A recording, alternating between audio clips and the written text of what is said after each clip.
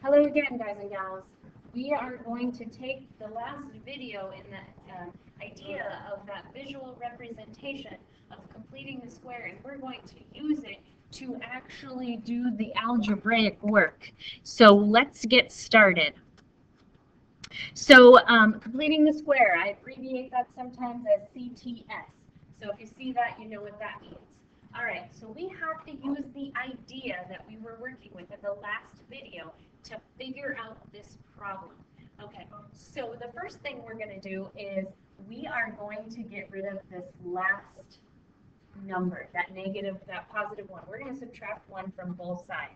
And the reason why I want to do that is because I want to work with my x squared and my x's alone. All right, so that -1 is just a nuisance, so we're going to just move it over to the other side. Now, this is where we worked with the video, last video. We were asking, or I was asking you, what do I need to do in order to complete the square? What number do I need there? So if I have x squared plus 4x, plus what would make my square complete? So remember, we took our x squared, and then we took our 4x's, and the 4x's that we used, we split them in half. So it's like we took 4 and divided it by 2, and we got 2. And then we had 2 on each side, and we took 2 times 2 to get how many pieces we would need to complete our square. So we would need 4 pieces to complete our square. What you do to one side, you have to do to the other. Otherwise, the equation will not stay balanced. So because I'm adding 4 to complete that square, I need to add it to both sides. So now this is what I have.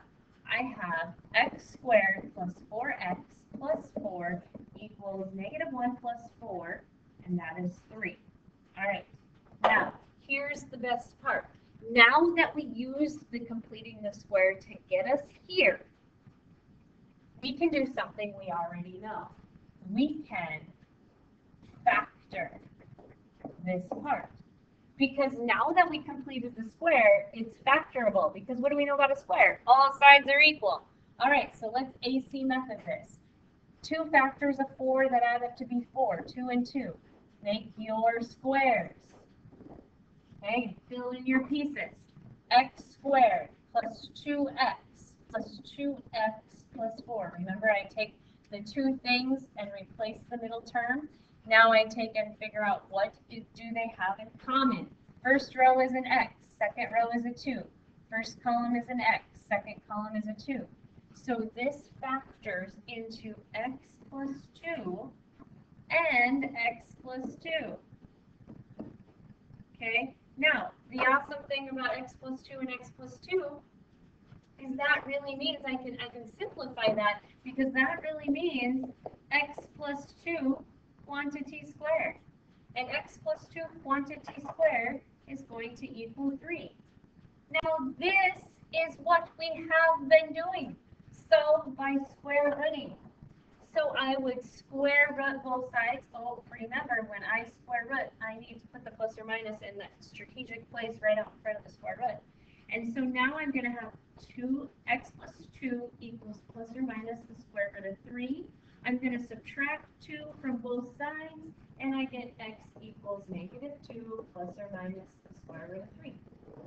There we go. We've solved by completing the square, using the idea of completing the square so that we could factor and get it to look like something we already knew how to do.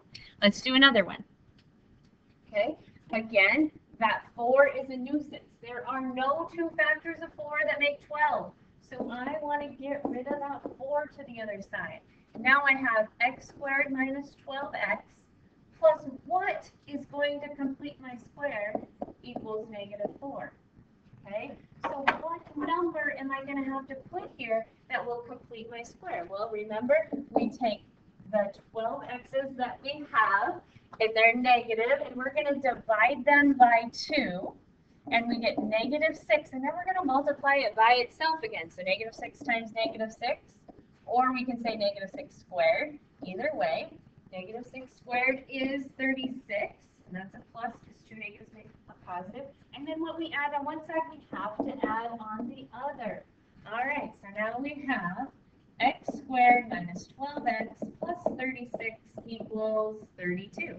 Well, now guess what? This, now that we completed our square, we can factor this, okay, by the AC method. 1 times 36 is 36, 2 factors of 36 that make negative 12. And I am going to say that that is negative 6x and negative 6x. Okay, then what do they have in common? First row x, second row negative 6, first column x, second row negative 6. Oh, and looky there. We have the factors are x minus 6, x minus 6. And now we can rewrite those into x minus 6 quantity squared. Oh, now we're back to what we've been doing. This is awesome. What do we do to get x alone? We have to first square root. Make sure we strategically put our plus or minus in front of that square root. We have x minus 6 equals plus or minus the square root of 32. I think we can break that down into the square root of 16 and the square root of 2. The square root of 16 is 4 times the square root of 2. And now we can add 6 to both sides. And x is going to equal 6 plus or minus 4 square roots of 2.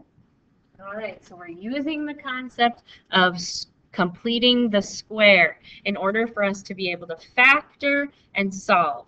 Okay, let's do it one more time. Oh, what do we got here? We got a 2 in front.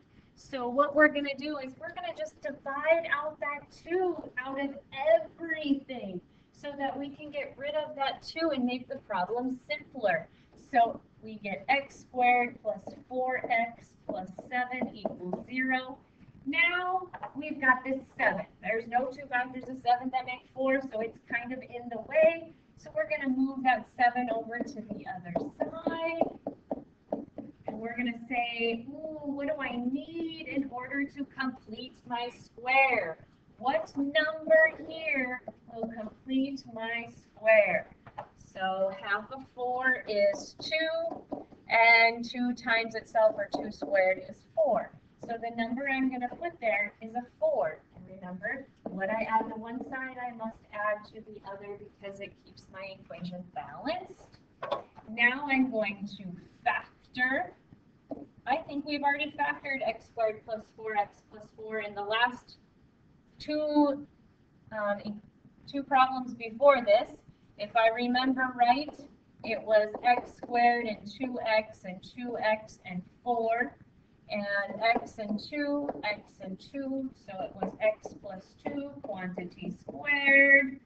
That's what that means. And that should equal negative 3.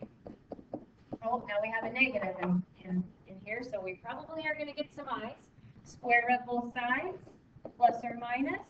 X plus 2 equals plus or minus I square roots of 3, because that negative makes a negative 1.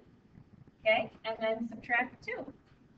And so x equals negative 2 plus or minus I square roots of 3. All right. So hopefully tomorrow this makes some sense. We're using a lot of ideas that we've already used before: factoring, solving by square rooting. What is the most important part is being able to complete that square so we can finish up the problem. All right, we'll see you tomorrow.